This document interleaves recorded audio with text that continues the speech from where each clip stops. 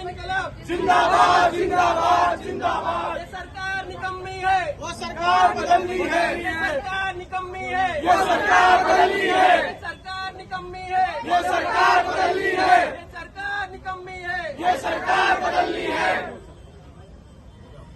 सरफरोशी की तमन्ना अब हमारे दिल में है, देखना है जोर कितना बाजुए का दिल में है, सरफरोशी की तमन्ना अब हमारे दिल में है, देखना है जोर कितना बाजुए का दिल में है, सरफरोशी की तमन्ना अब हमारे दिल में है, देखना है जोर कितना बाजुए का दिल में है। आवाज दो, आवाज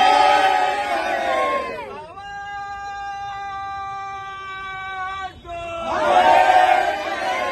सरफरोशी की तमन्ना अब हमारे दिल में है, देखना है जोर कितना बाजुए का दिल में है, और ये सरकार निकम्मी है, ये सरकार बदलनी है, ये सरकार निकम्मी है, ये सरकार बदलनी है, और ये सरकार निकम्मी है। ये सरकार बदलनी है।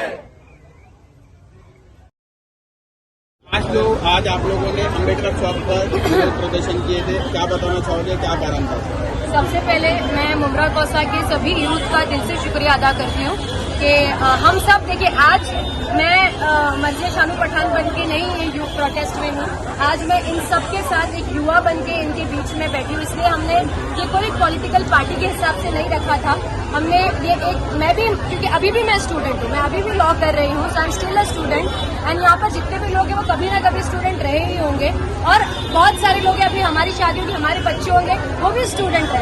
और हमें ये देश में हम पैदा हुए, यही देश में मर के जाना है, हमारे बच्चे भी ये देश में बड़े होंगे। सो इट्स वेरी इंपॉर्टेंट कि हम इस चीज पर आवाज उठाएं कि जो एजुकेशन सिस्टम में डिजास्टर हमको देखने को मिल रहा है, नीट के पेपर्स लीक होना बार बार, एजुकेशन सिस्टम में जो कॉम्पिटिटिव एग्जाम्स होते हैं उनके पेपर लीक होना, बच्चे कितने सारे हमारे बच्चे जिनका भविष्य ये कॉम्पिटिटिव एग्जाम्स के ऊपर निर्भर होता है, ऐसे में पेपर लीक होना, और कई बच्चों ने अपनी जान गंवाई, आप सभी को ये बात पता है। सोनम वांगचुक जी पिछले 20-21 दिनों से जंतर मंतर पे पीसफुल प्रोटेस्ट कर रहे थे, पीसफुल।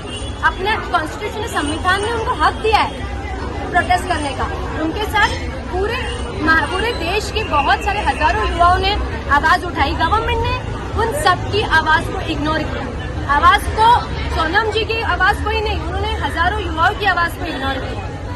और किस चीज के लिए वो आवाज उठा रहे थे? आप जैसे, हमारे जैसे युवाओं के लिए, जिनका पेपर लीक हो रहा है, जिनका भविष्य खतरे में है, सही के लिए आवाज उठाते हैं। हम सबको पता है कि there is a very big disaster in education system. Government ने, बहुत ताज्जुब की बात है कि यार ब्रिटिश के जमाने में ब्रिटिशर्स ने भी भूख हड़ताल पर रिस्पॉन्ड किया था।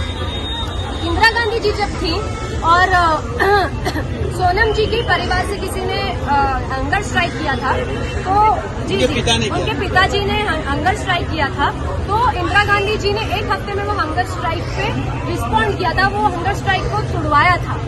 आज हम ये स्थिति पे आ गए हैं, this is blunt killing of democracy, कि हमारे देश में ऐसा हुआ कि हंगर स्ट्राइक पे रिस्पॉन्ड तो हुआ नहीं, युवाओं की आवाज को दबाया तो गया ही। साथ ही में कल हमको देखने को मिला कि किस तरीके से उन्होंने सोनम जी को एक व्हाइट शीट के अंदर उठा करके जबरदस्ती लाठीचार्ज करके वापर उनको जबरदस्ती उनका हंगर स्ट्राइक छुटवाया।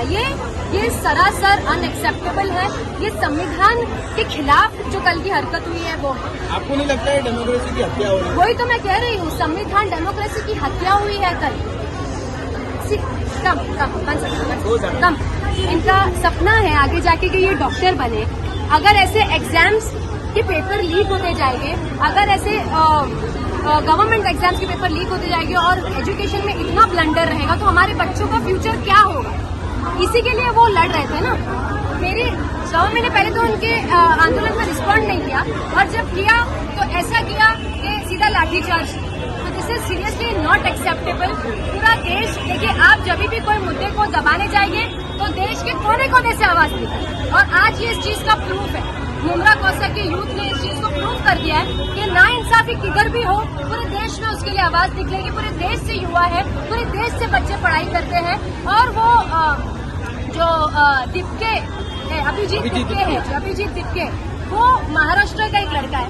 वो संविधान के दायरे में रह के, अगर मैं भी एक महाराष्ट्र हूँ, हम लोग सभी महाराष्ट्र के बच्चे हैं रहने वाले, वो अगर एक संवैधानिक हद में रह करके अपना प्रोटेस्ट कर रहा है, तो आपने उसके ऊपर 2 बार हमला करा दिया, एक बार इंक फेंकी उसके ऊपर, एक बार उसको चाटा पड़वा दिया।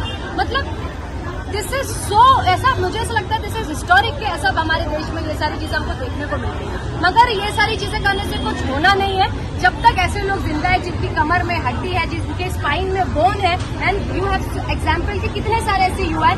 आजकल आप आवाज दबाएंगे तो दबेगी नहीं, और ज्यादा तेज निकलेंगे, और ज्यादा तेज निकलेंगे। यूथ की पावर है, सबको दिख रहा है क्या हो रहा है क्या नहीं हो रहा है। This is unconstitutional, this is unacceptable. And also lastly मैं 2 दिन से ये कह रही हूँ कि देश से प्रेम होना जरूरी है। हम सब अपने देश से प्यार करते हैं, उसके लिए मरने मिटने तैयार हैं। मगर इसका मतलब ये नहीं है कि हम अंधभक्त हो जाएंगे, हम अंधे हो जाएंगे।